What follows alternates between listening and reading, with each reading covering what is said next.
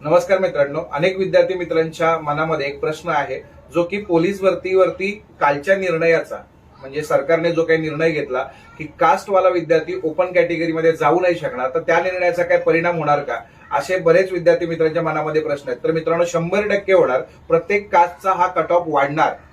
म्हणजे आतापर्यंत असं होत होतं की ओपनचा कट ऑफ आपल्याला सर्वाधिक दिसत होता आणि मग बाकीच्या सगळ्या कास्टचे कट ऑफ असायचे. तर आता असं होईल की कास्टचे कट ऑफ, आता तुम्ही समजा कास्ट मधून जर फॉर्म भरताय, कुठल्याही कास्टचा बेनिफिट घेताय, तर तुम्ही त्याच कास्टमध्ये राहणार आहात. ओपन मध्ये किती जरी चांगला स्कोअर घेतला तरी तुम्ही ओपन कॅटेगरीमध्ये जाऊ नाही शकणार.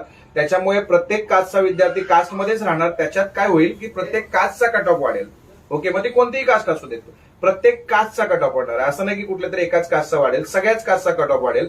फायदा याच्यामध्ये कोणाला होणार आहे, तर ओपन कॅटेगरीमधून फॉर्म भरणारे जे काही विद्यार्थी मित्र आहेत त्यांना याचा फायदा होणार आहे. तर मित्रांनो, आतापर्यंत कोण ओपन कॅटेगरीतून फॉर्म भरत होता ते मला कमेंटमध्ये सांगा.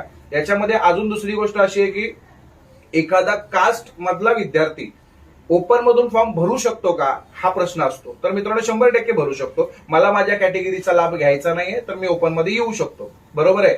पण कॅटेगरीचा लाभ भेटणार नाही, ओपन मधून जावं लागेल, समजतंय. तर अशा पद्धतीनं हा सगळा निर्णय आहे आणि याच्याने 100% पोलीस भरतीमध्ये कट ऑफ वाढणारच आहेत किंवा इतर कुठल्याही स्पर्धा परीक्षेमध्ये कट ऑफ हे वाढणार आहेत. तुम्ही अधिक माहितीसाठी आम्हाला काही तुमच्या मनात प्रश्न असतील तर तुम्ही कमेंटमध्ये सांगा, विचारा प्रश्न, त्याची उत्तरं देण्यासाठी आम्ही नक्की प्रयत्न करू. ठीक आहे, धन्यवाद.